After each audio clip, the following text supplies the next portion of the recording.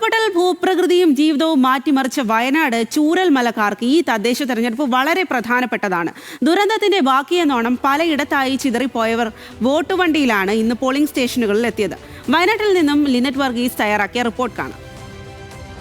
വീണ്ടും ഒരു ഇലക്ഷൻ ദിനം വന്നിരിക്കുകയാണ്. ചൂരൽമല മുണ്ടക്കൈ ദുരന്തബാധിതരെ സംബന്ധിച്ചിടത്തോളം അവർ വീണ്ടും അവരുടെ ഭൂമിയിലേക്ക്, അവരുടെ ജന്മഭൂമിയിലേക്ക് തിരിച്ചു വരുന്ന ഒരു ദിവസം കൂടിയാണ് ഈ ഇലക്ഷൻ ദിവസം. സർക്കാരിന്റെയും ജില്ലാ കളക്ടറുടെയും ഒക്കെ നേതൃത്വത്തിൽ അവർക്ക് വേണ്ടി പ്രത്യേക ബസ് തയ്യാറാക്കിയിട്ടുണ്ട്. ആ ബസ്സിലാണ് ഇപ്പോൾ ന്യൂസ് മലയാളത്തിന്റെ ടീം ഉള്ളത്. മേപ്പാടി തൊട്ട് ചൂരൽമല ബൂത്ത് വരെയാണ് ഈ ഒരു ബസ് ഉള്ളത്.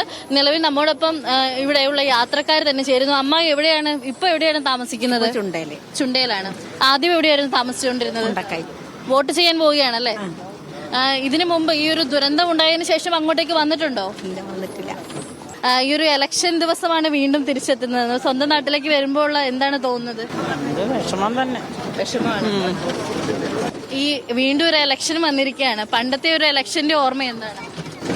പണ്ടത്തെ ഇലക്ഷൻ ഈ ഇലക്ഷനായിട്ട് ഒരുപാട് വ്യത്യാസമുണ്ട്. എന്നുവെച്ചാല് ഇന്നിപ്പോ നമ്മൾ പോണത് കുറെ പേരെ നമുക്ക് കാണാം, ഒരുപാട് പേരെ നമ്മൾ കാണലില്ല. അപ്പൊ ഇന്നിപ്പോ ഒരുപാട് പേരെ നമ്മൾ കാണുന്നുണ്ട്. ഇതിൽ കൂടെയൊക്കെ പോകുമ്പോൾ സങ്കടമായിരിക്കും അല്ലേ? അതെ അതെ. എന്താ തോന്നി? സങ്കടം തന്നെ. ഞങ്ങൾ അവസാനത്തെ വോട്ടും കൂടിയല്ലേ ഇവിടെ.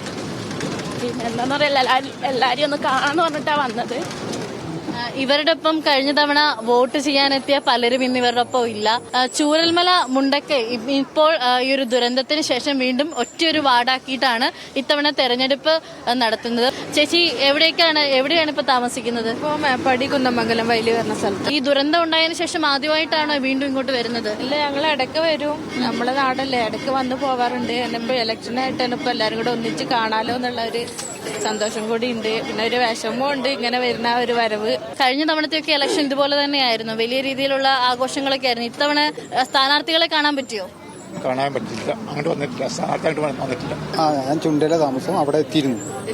പിന്നെ ഫോണിൽ കൂടെ ബന്ധപ്പെട്ട് അവരും സംസാരിച്ച് കൃത്യമായി ഇവിടെ എത്തണം എന്നൊക്കെ വണ്ടി കണ്ട് സർക്കാരിനെ നമ്മളെ വണ്ടികളൊക്കെ അതൊക്കെ നല്ല സന്തോഷം, എല്ലാവരും കാണാൻ പറ്റിയിരുന്നു. അങ്ങനെ അവര് ചൂരൽമല ബൂത്തിൽ എത്തിയിരിക്കുകയാണ്. ചൂരൽമല ടൗണിൽ പലരും ഒരു വർഷത്തിന് ശേഷമാണ് ഈ ഒരു ടൗണിലേക്ക് എത്തിച്ചേർന്നിരിക്കുന്നത്.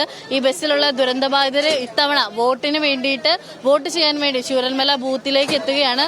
ഞങ്ങളും ഈ ഒരു ബസ്സിൽ നിന്ന് ഇറങ്ങുകയാണ്. ക്യാമറമാൻ റിന്റുവിനോടൊപ്പം ലിനറ്റ് വർഗീസ്, ന്യൂസ് മലയാളം, വയനാട്.